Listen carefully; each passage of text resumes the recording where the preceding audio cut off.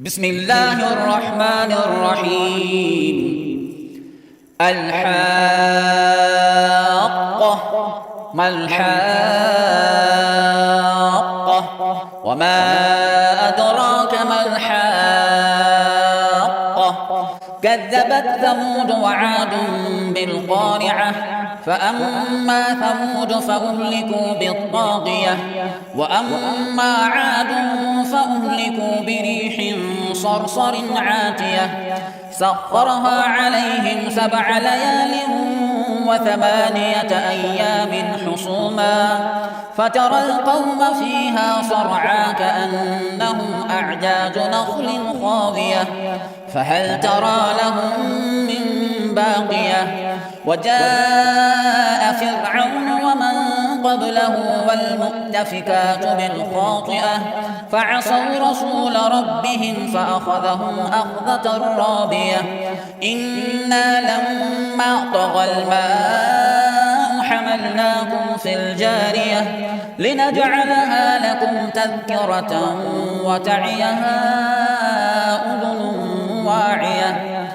فإذا نفخ في الصور نفخة واحدة وحملت الأرض والجبال فدكتا دكة واحدة فيومئذ وقعت الواقعة وانشقت السماء فهي يومئذ واهية والملك على أرجائها ويحمل عرش ربك فوقهم يومئذ 8.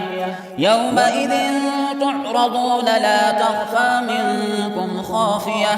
فأما من أوتي كتابه بيمينه فيقول هاؤم اقرءوا كتابيه إني ظننت أني ملاق حسابيه فهو في عيشة راضية في جنة عالية قطوفها دانية كلوا واشربوا هنيئا بما أسلفتم في الأيام الخالية.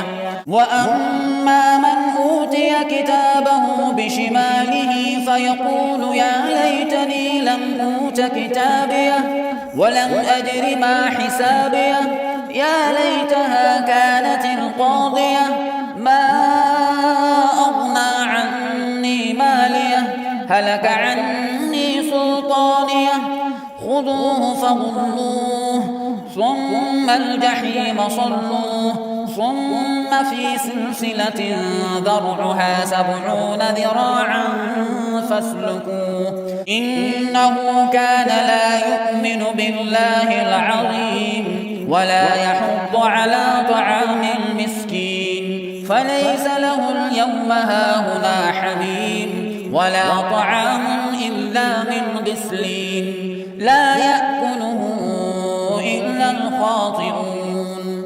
فلا أقسم بما تبصرون وما لا تبصرون إنه لقول رسول كريم وما هو بقول شاعر قليلا ما تؤمنون ولا بقول كاهن قليلا ما تذكرون تنزيل من رب العالمين.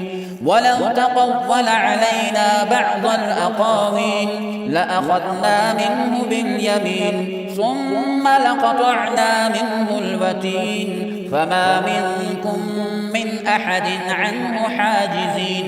وإنه لتذكرة للمتقين وإنا لنعلم أن منكم مكذبين وإنه لحسرة على الكافرين وإنه لحق اليقين. فسبح باسم ربك العظيم.